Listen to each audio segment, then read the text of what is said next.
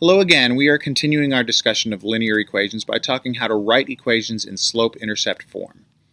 Okay, here's what slope-intercept form is. It's y equals mx plus b. M will be replaced with a number, which is the slope, and b will be replaced with a number, which is the y-intercept, that number where the line is going to cross the y-axis. So first I need to find the slope, and I can find it one of two ways. It could either be given to me, I could just be told what the slope is, or if I have 2 points, I have to calculate what the slope is. Once I have that, then I need to find the y-intercept, which I'm calling b.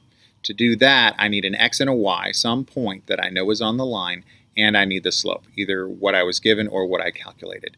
I'm going to plug those into y equals mx plus b so that y and m and x are all replaced with numbers, and the only thing that's not replaced with a number is b. So I can solve that equation for the letter b. So here's an example where I'm told what the slope is. So let's say I need to find the equation of the line with slope 3/2 that goes through 6, 5. Okay, so I need to find the slope first. That's always the first step. Well, that's easy to do because I was told that the slope is 3/2. Now I need to find the y-intercept b. To do that, I need an m and an x and a y. Well, I have all of that. I have the point x, y. X is 6, y is 5, and I have an m. M is 3/2. So if I plug those into y equals mx plus b, y is going to be that 5, m is going to be 3/2, and x is going to be 6. So it's going to look like that.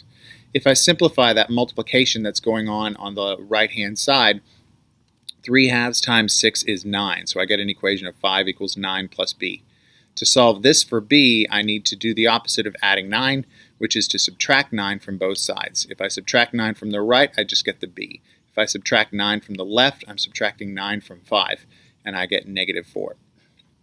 So my b value is -4. All right, so now I have everything I'm looking for. I have m equals 3/2, I have b equals -4, so I rewrite y equals mx plus b, and I replace just those two letters with those two numbers. So y equals 3/2 x minus 4. Here's an example where I have 2 points. I'm not given the slope, but I'm going to have to calculate it. So I want the equation of the line that passes through 4, 9, and 8, 12. So first I need to find the slope. To do that, I figure out what the change in y is from 9 to 12. That is 3. Then I figure out the change in x from 4 to 8, and that is 4. So change in y over change in x is 3/4. That's my slope. Now I need to find the y-intercept b. I need an m, which is 3/4, and I need an x and a y. The x and the y have to come from the same point. So I can choose 4 and 9, or I can choose 8 and 12, but I can't pick and choose from both points.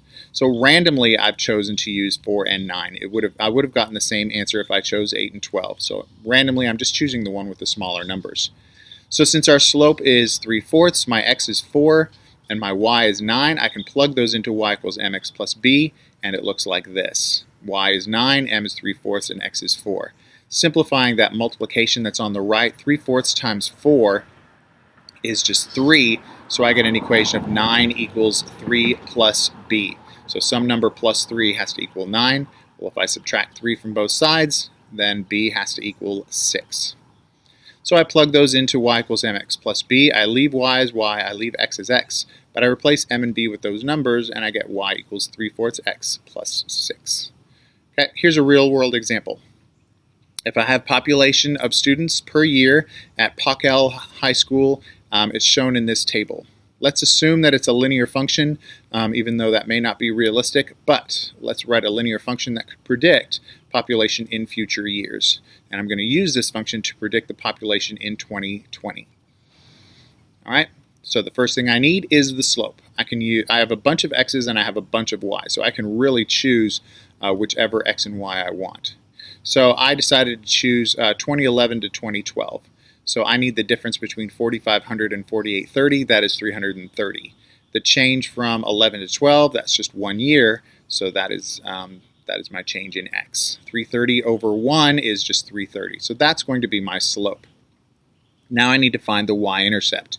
To do that, I need an m, which I have, that's 330, and I need an x and a y. I can only choose from the same row, not picking and choosing from whatever row I want. I have to choose the x and y from the same row of that table, so I just randomly decided to choose 11 and 4,500, 11 representing the year 2011.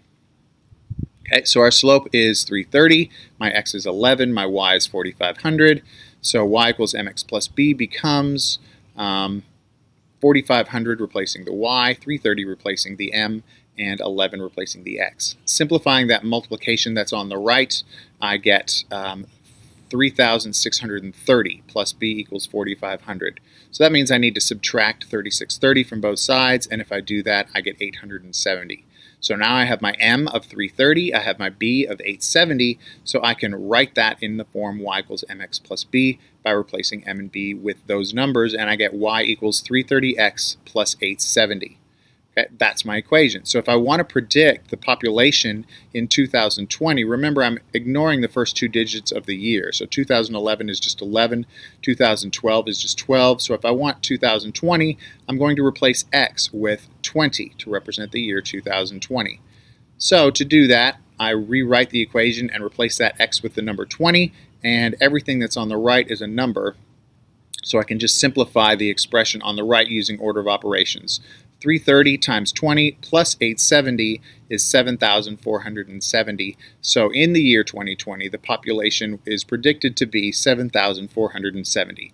So that is how I write equations in slope-intercept form, plus a real-world example to help you see how it's applicable to real-world situations. If you have any questions about this, please let me know, and I will see you tomorrow.